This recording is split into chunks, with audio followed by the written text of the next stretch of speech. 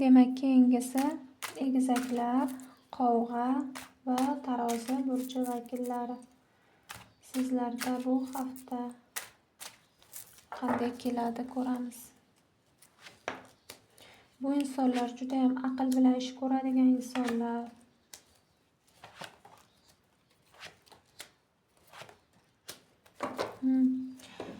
Sizlarda havo unsurlari bu haftada bo'lishi mumkin.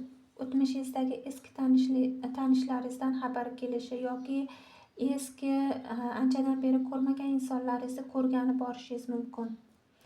Ya'ni bu haftada sizga maslahat bergan bo'lardim aldanib qolmaslikka. Ya'ni sizga ozor yetkazgan, qalbingizga og'riq bergan insonlarni qaytib hayotingizga kiritish haqida o'ylab ko'rishingizni maslahat bergan bo'lardim.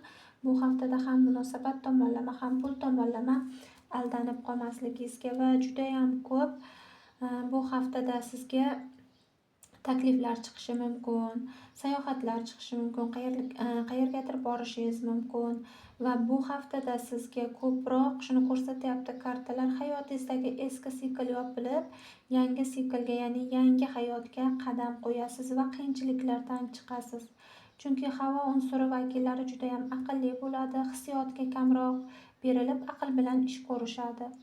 Va shuning uchun o'tmishingizda sizga og'riq bergan insonlarni yana qaytadan aldanib qolmaslik bu sizni tanlovingiz. Va sizga juda ham ko'p bu haftada takliflar chiqadi, yurishlaringiz chiqadi, qayerlargadir borasiz. Pul masalasida ehtiyot bo'ling, oldi-berdi qilishga, ya'ni o'zingizni aqlingizga tayanib ish qiling, aldanib qolmaydigan bo'lardim.